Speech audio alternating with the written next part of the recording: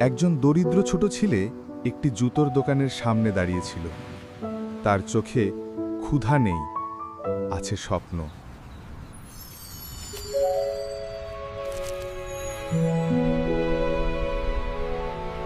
হঠাৎ এক অচেনা লোক তার জুতো খুলে তাকে দিয়ে দেয়, কিছু না বলে।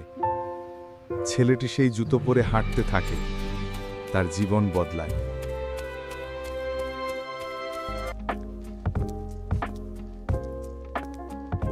বছর কেটে যায়, সে বড় হয়, অনেক পরিশ্রম করে, একসময় নিজের জুতোর ব্র্যান্ড খুলে ফেলে।